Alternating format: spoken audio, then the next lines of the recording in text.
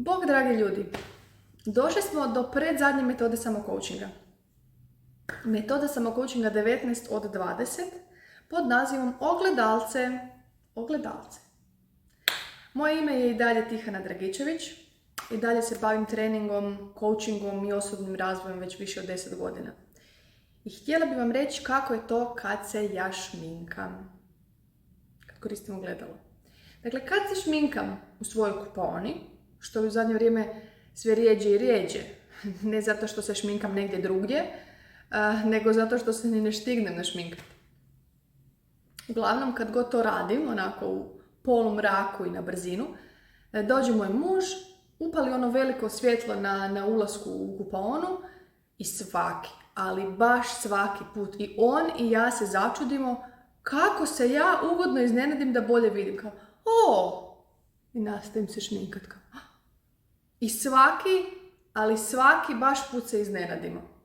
I počela sam pomišljati da se možda namjerno ne želim dobro vidjeti i posvetiti se koju sekundu više, daj Bože, umjesto 60 onih standardnih za dotjerivanje. Ja vidim ogledalo kao jednu fantastičnu i premalo korištenu napravu. I dobro ste me čuli, i dalje mislim da je premalo korištena, iako se mase žena i muškaraca svakodnevno gledaju i naslikavaju. Oni koriste samo jedan aspekt ogledala, mislim i ja među njima.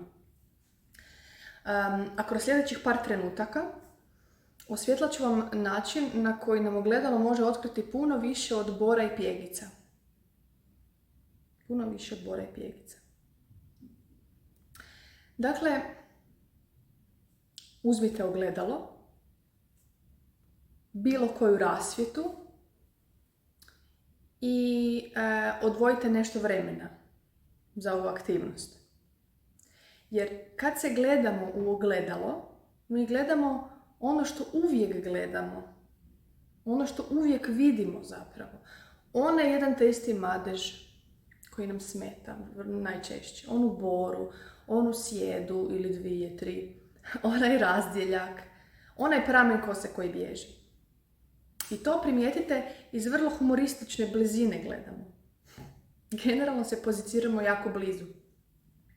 Tako bolje vidimo i bolje isprljamo to isto ogledalo, da imamo šta čistiti. Ruku na srce i da stojimo metar od ogledala, ne bi uspjeli vidjeti veliku sliku. Odnosno sebe iz kuta kojeg nismo navikli. Osim ako to ne napravimo namjerno. Jer želimo li to napraviti namjerno? Želimo li se suočiti s onim što bismo mogli vidjeti? Da, puno je tu slojeva. A svaki od tih slojeva je nekome od nas posebno izazovan, pa onako malo ustuknemo. Prvo imamo recimo biološko starenje. Kako su mi se vijeđe opustile, ili imam viška kila na najčudnijim mjestima, ili ovi podočnjaci su izgleda tu došli da ostanu. Ili, pod broj 2, filozofska prolaznost vremena. Iz ogledala me gleda netko drugi. Moja mama, tata. Ne znam ko je ova osoba. Ko je to? Zadnji put kad sam sebe bila svjesna, bilo je prije 10 godina, to mi se čini ko prije 5 minuta. Gdje je nestalo ovo vrijeme? Šta se dogodilo? Sam prespavala? Ili ontološka zbunjenost po 3. Ko sam zapravo ja? Ko su moji zaboravljeni snovi? Što se događa? Metoda ogledala je najjednostavnija metoda. Doduše, samo takve je biram u ovom serijalu samokoučinga. I ujedno vrlo duboka i sveobuhvatna metoda. I doslovno vas pozivam da se usudite pogledati u ogledalo. Usudite se gledati vaš odraz i izazovite se ne pobjeći od onoga što budete vidjeli. To je zeznuto. Ja znam ljude koji ne posjeduju vagu da se ne bi mogli izvagati. Tako da vjerujem da postoji dosta ljudi koji u stvari ne posjeduju ogledalo ili se skrivaju iza njega, od njega, da ne bi vidjeli nešto što ne žele vidjeti.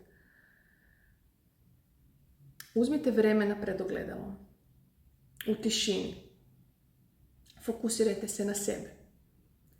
I tek kada utišate buku u glavi i počnete razaznavati onaj svoj glas od svih ostalih, onda počnete izgovarati na glas što zapravo mislite o sebi. Vaše mišljenje. Ne ono što biste htjeli ili trebali misliti, nego one stvarne stvari koje onako čujete da taj vaš glas izgovara stalno.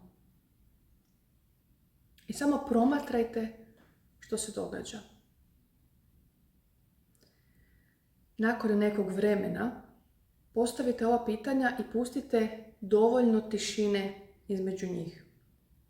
Barem minutu, dvije. Barem, kažem. A pitanja su: tko me gleda iz ogledala?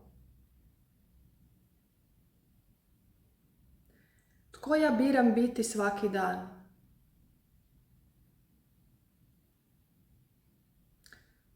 Što se pravim da ne znam?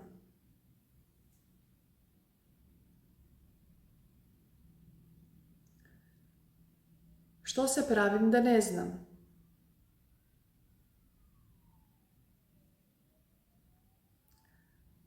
Što se pravim da ne znam? Nisam počela trokirati, ali ne želim da izbjegavate ovo pitanje. Ovo pitanje je vrlo važno. Što me spriječava da se povežem sa samim sobom?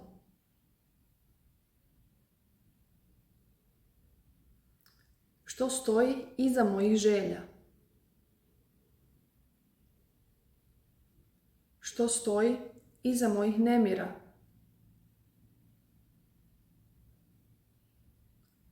Za čime žalim?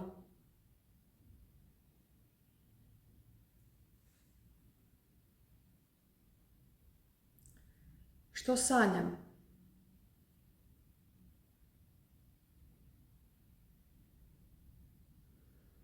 Tko sam ja?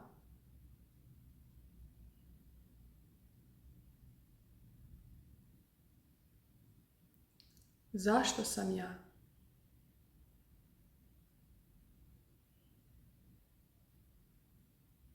I jednostavno uživajte u otvaranju zvjezdanih vrata, Stargate-a. I kupite si ogledalo. Možda čak ono priručno. Vidimo se idući tjedan. Pozdrav!